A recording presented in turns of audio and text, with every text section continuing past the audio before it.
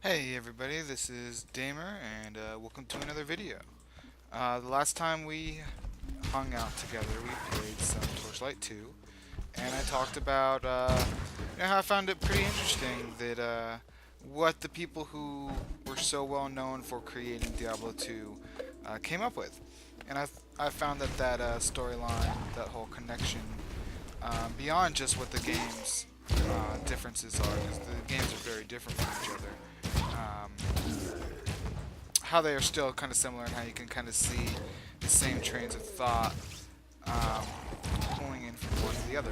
So I also told you that I would My be mana is talking gone. about the best action RPG ever to be created, um, and that is this, ladies and gentlemen. This is Path of Exile. It is developed by Gear Grinding Games, or Grinding Gear Games, something like that. It is a free-to-play action RPG set in a sort of medieval era, sort of like kind of Renaissance-y. However, I haven't spent much time in a town for that to be like a big factor. But you have some, your typical action RPG elements. You have your several classes, multiple difficulties that you have to beat in order, all that good stuff. So five classes. Say that real quick. Five classes: Ranger, Witch, Templar, Shadow, or Shadows, or something like that. It's like a rogue. Um, don't remember who said Ranger, which is what this is. Ranger, Marauder, and I really feel like there's another one that I'm missing. So yeah. But anyway, there's so much to get to in this game. I really wanted to kind of get into what makes this game different, not what makes it the same. You'll find a lot of the basic, your general things from action RPGs that you're gonna find them in this game. Multiple classes, multiple difficulties, hardcore, softcore. They're actually coming up with two more softcore, a new softcore and a new hardcore ladder. The game is very, very well developed in terms of an end game as well. There's a great end game going on, and an economy that is very different. Um, who's to say that it won't end up, not working? But as of now, it seems like a pretty brilliant system and a pretty interesting adaptation of again something that we saw in Diablo. So, what makes this game so interesting? Well, it's not going to hold your hand, first off. Right out the gate, the very first act boss, I died probably 5 times before I was like super frustrated and looked up what to do online and finally figured it out. So it doesn't hold your hand. It's going to be a hard game, but it's very developed. It's got an insanely complex skill system, skill tree. Your character progression is very, very well done. Um, so yeah, let's kind of dive on into that. But before I want to go into just kind of the controls, um, they're pretty similar to any other action RPG you may have played. Left click moves, right click is an ability. Left click is an ability when you force hold. Um, and all of that stuff. However, whereas you had the 1, 2, 3, 4, whatever buttons on in Diablo, you are using Q, W, E, R, and T as long as left click, right click, and middle mouse wheel for your active abilities, and then you have your 1 through 5 for these potion slots, and there are all kinds of different potions. You can also see that there are different rarities. See, as I have a magic mana flask here that has 50% increased mana recovered, amount recovered, and 33% reduced recovery speed. So it's kind of a give and a take on that, and you can get all kinds of different affixes and all that junk on your flasks, even. Okay, so the cool stuff. What is the cool stuff? So, first off, the cool thing, I'm trying to make sure I'm in like a somewhat safe area to talk about this. Yeah, boom, and that opened this, I believe. Okay, so what button is it? This one? Yeah. Okay. So as you can see here, you have all these circles that are also linked. You see that line right here? That means this red and this green one are linked. I can take out this gem here, and I could put it somewhere else if I wanted. But I actually, at the moment, I only have green gems, so kind of an interesting situation. But these gems are your abilities. So this gem is the one that has the burning arrow ability. You see it's gone now on my left click, and then I put it back and boom, it's back. So that is actually an ability, these gems. And you find these on the ground and you get them rewarded to you through quests. And then they level up. You can see they're down at the bottom of the tooltip. That is at 743 out of 2,560, and it is currently level 3. So that's the first thing. You are not given a set skill tree to work with. You are allowed to do whatever you want with your characters. So if you wanted to play a casting Templar, you just go find Firebolt and put it on your Templar, right? Easy peasy. You get intelligence, you wear that kind of, stats. However, so basically what that means is that your class is pretty much meaningless besides like a flavor text and a bit of background on like the particular character you're playing, because you can start it's basically your starting spot on the skill tree, and I will show you that in a second. So basically these are linked, right? So if I had more of these right now, I could probably show you. I should have done this on my wizard probably, but whatever. Basically, you can also get gems that do other things. So, for instance, you can get one that causes, it's called like chain or something like that, and it would cause, say, my fire arrow, my burning arrow, to bounce between enemies, not just hit one and die. Or maybe it just increases magic damage, or whatever. There are a bunch of ones that are actually like stat increases or ways of changing a skill in some way. And so if I had like, rain of arrows or something like that in this here socket, and then I put like increased critical strike chance of AoEs in this one, it would link them together, and it would one would affect the other. I've seen things like there are totem abilities, and you can put a totem ability and then put it linked to a zombie ability, like a raise skeletons ability, and then that totem will raise zombies. Like, insane. So basically, you're able to do whatever you want. Again, you have your basic inventory, equipments list. You have your weapon swap, which you can also, I believe, do with W. No, I forget what button it is. Actually, that makes sense that it's not W. I don't remember what button it is, but there is a weapon swap button. Yeah, so aside from a lot of these really interesting things going on here, you'll notice that while I mostly have, blues, some rare items, some blues, I actually kept a couple of these white items. This one actually kind of useless. I don't know why I have it, because I'm not playing a wizard, and I do not plan on playing a wizard anytime soon on hardcore. So basically, you get no gold in this game. There are no repair costs for your gear or anything like that. So you don't get any gold.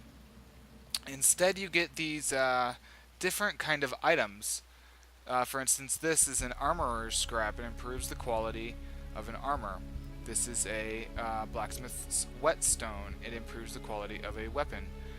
This is an orb of alteration. It reforges a magic item with new random properties. This is an alteration shard. 20 of these shards become an orb of alteration. There are dozens of these orbs, these different kinds of orbs, different kinds of whetstone type things, these armor scraps, all that kind of stuff. And basically, they affect items. They're kind of ways of a crafting system, so to speak, where I can take this, for instance, and I'll be doing this anyway, so I'm going to go ahead and show you this. So I take this blacksmith's whetstone, and it increases the quality of an item, right? So boom, you see 5% quality. Boom, 10% quality, 15% quality, 20% quality. 20% quality is the max. If I had used those stones though on, say, it'd have to be an identified piece here, it would actually only go up, 2 or 3% instead of that 5% that it was going up. So I don't actually have the orb that will create. It will like upgrade this non-magic item into a rare or magic item. I don't have any of those orbs because I'm still really early in the game. But basically, it would turn this item into, a blue item or a yellow item. Give it a bunch of affixes, and it'll be better because it has the 20% increase in quality. Okay, so skills. Wow, skills. Okay, here we go. This is the skill tree, ladies and gentlemen. This is the skill tree. How awesome is this? Right? Okay, so these little circles here, I believe, are the starting spots. So 1, 2, 3, 4, 5, 6, and a 7. I don't actually know who starts here. There might not be anybody that starts there. That might just be like a placeholder thing or something. Because I don't think that there are 7 classes. 1, 2, 3, 4, 5, 6. Yeah, because there's 7 of these little circles here. So, anyway. Basically, though, these just tell you where you start. For instance, this right here is where my wizard started. Because you can see some, like, intelligence, some spell damage, that kind of thing. And then here is where my ranger is, and I got, dexterity, attack speed, accuracy, projectile damage, and basically all of these things are passive abilities. They are passives of some kind. These are all called nodes, but they have kind of specific names for them. I just don't remember what people were calling these things. But so you have these sorts of nodes. Well, these that are your basic node. There's all kinds of different ones. There's health. There's attack speed with bows. Increased attack speed. We can go over here and we can see evasion rating and armor, melee attack speed. So yeah, all kinds of different ones of those. But then you have things like this: 3% additional block chance while dual wielding or holding a shield. 10% increased melee physical damage. So you can get things like that. And then you have these melee damage nodes that I'm obviously not going to be getting because I'm not melee. That will drop down in here. You can get these kinds of cool things. But then you have these sort of end things, these cool circles around them. And these have a specific name too. So this one in particular, for instance, doubles the chance to evade projectile attacks. That's pretty cool. It's kind of weird that I picked this one because most of them have a good side where they like do something for you, but they do something bad for you too. For instance, this one. Projectile attacks deal up to 50% more damage to very close targets, but deal less damage to farther away targets. And then, so we have this one converts all evasion rating to armor. That is kind of a plus and minus in itself because that means you have a bunch of armor, but you have no evasion. And then you can get things like unwavering stance. You cannot evade enemy attacks, but you cannot be stunned. So you can't evade and you can't be stunned. Well, look, since you're already you can't evade anymore, so you might as well convert all of that evasion, right, to armor. There you go. And then you have these. So basically, that's kind of the idea. Is you go around and you see where you're going to head in terms of these sorts of things, these little basic nodes. And you don't want to be getting a lot of these. You actually want to like jump to these kinds of ones and these kinds of ones as fast as possible, but you still end up getting a lot of these. So you basically go around and you figure out what these are and kind of how you want to build. So resolute techniques. Your hits can't be evaded, never deal critical strikes. Nah, I'm not really too interested in that. Can summon up to 1 additional totem. Now I'm not using totems, so I'm not even going to finish reading that. Life regen applies to energy shield instead of life. I am actually pretty interested in this. It's pretty far away from me though, so I'm not sure if I'll be going for that. I am pretty interested in that. That's really cool. Energy shield is this blue line right here, guys, around my health orb. Why does it keep doing that to me? Around my health orb, that is the energy shield, and you can see right now I have 17 out of 17, and this will grow to encompass more of your health orb as you gain more shield. So yeah, that's kind of the skill system, guys. It's pretty insane. I'm just kind of hovering over some of these so you guys can get an idea, excuse me, of uh, of what these are. Maximum life becomes 1, immune to chaos damage. Oh my god, that's crazy. 30% more spell damage when low on life. Life leech applies to energy shield instead of life. 20% chance to dodge spell damage. No negative aspect to this one. That's interesting. 20% chance to dodge attacks, and it removes all armor and energy shield. Um, that's kind of crazy. So that's it, guys, in terms of the skill tree. It's so big, I'm not going to go into all of it, and but it allows for a lot of different things, man. You know, if I decide that I do want this one, is this it? Life regen applies to energy shield instead of life. I can do that.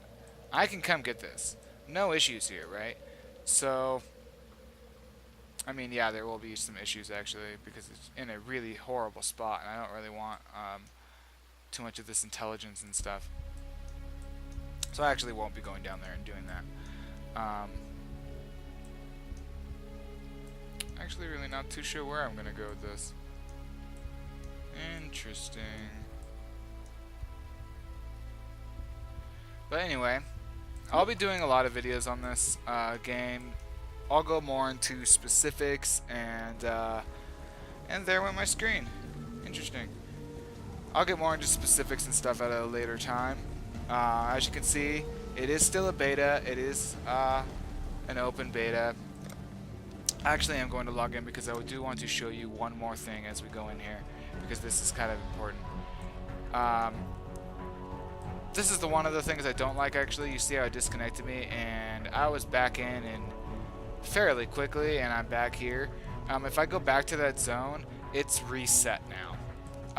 They only hold their clearance status, so for instance, if you clear a zone and then you come back 15 minutes later, it's reset. It's not until you relog. It's merely a 15-minute placeholder. I believe that's because of server space. They don't have a whole lot of server space purchased up and built and all that stuff. So hopefully that will change. But the last thing I really wanted to show you guys, because this is a free-to-play game, I wanted to talk about the shop. Unfortunately, it doesn't open in an in-game window. As you can see, if I want to open the online shop, I have to open a web browser. Basically, they are all cosmetic things. They are things like more stash space, which you have a very good amount of to begin with. And then you can do things like name these tabs and make them different colors and all that kind of stuff. You can get pets that will follow you around. They don't do damage. They look pretty cool, kind of expensive though. The points aren't too bad, pretty standard. They tend to be about $10 per point, or 10 points per dollar, so 10 cents a point. That's not too bad. But if you're buying like $5, you actually get like $4.90 or something. I don't remember. It's been a little while since I went in there.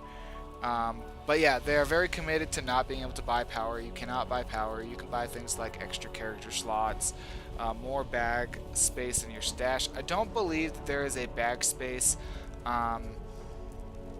upgrade for this section here. That's probably because of the end game options, which are all ladder based, and if somebody can pay to be able to stay out leveling and grinding gear longer without having to go back as much, that is kind of an advantage. Even though it's not buying power, it would be an indirect advantage, so I can see how that would be considered. So as you noticed, I was running around before and I was all by myself. The game is completely instanced, so if I go over here and I click on this and I go to the next area, I'm now in a zone and I'm all by myself. But you'll notice this is an actual player. He's a level 5 Templar. So when you're in these little areas, you're all, with a bunch of people. So this is the notice board. You can join other people's games from here and just kind of hop in and play with other people. So endgame is very well developed. Basically, hardcore, softcore, right? So you can do 3 difficulties. There is normal, cruel, and merciless. And then you find these maps a lot like in Torchlight, and you can upgrade those maps using this same economy system that I was showing you here, right? Oh, I don't remember if I really talked about this much. Yeah, so basically, you get no gold in this game. You get all these different orbs and shards and things that do different things, and then those are your currency for trading, and it's all about trading with other players. There is no auction house. For some reason, I ran out of space and I was recording this earlier, and I was going to show you on this bow, but basically you get an item kind of like this armor scrap, where it improves the quality of an armor, but it works for weapons. You use it 4 times because it's a white weapon. It's just a normal weapon, and that gives it 5% quality boost each time instead of 2 or 3. And then I will go and use an item kind of like this, but it's a little different. I don't have one that would make this a blue item or even a rare item. Give it a bunch of affixes, and that is determined by the quality level. So I upped the quality, and now I'm going to get a better bow out of this. And there are all kinds of orbs that do different crazy things, and those are kind of your economy. You have no gold. You don't do repairs or any of that kind of stuff. Your gear doesn't lose strength or whatever. So yeah, and then you have your portal scrolls and identity scrolls, and that's kind of okay. So endgame is basically where you find these maps like Torchlight, and then you can kind of alter these maps using these same kind of orbs, right? And get higher difficulty maps, which have tougher monsters, better items, the whole deal. And that's kind of where your end game is coming from.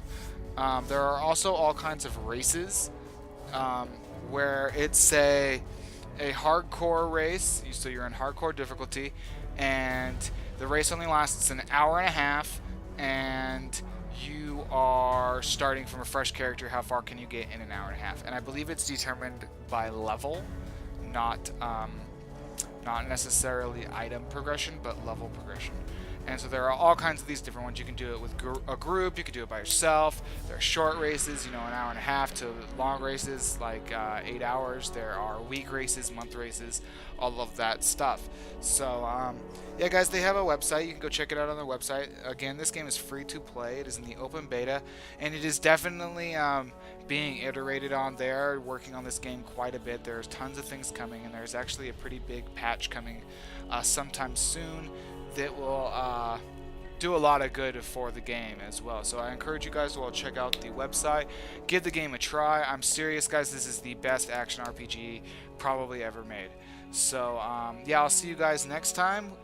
Probably going to do a video a little bit further down the line, either with this here ranger or with my wizard when I'm a bit further down, and I'll show you guys my build and how I kind of went about building it, what I thought of, and the things that I took into consideration and all that kind of stuff. So if you liked the video, please like, subscribe. I realize it was kind of short, I'm talking really fast, but this game makes me super excited. So yeah, guys, tune in. Lots of cool, exciting content to do. I plan on doing these races. I plan on doing these cool builds. And sharing it all with you guys. So like, subscribe, and I will see you guys next time.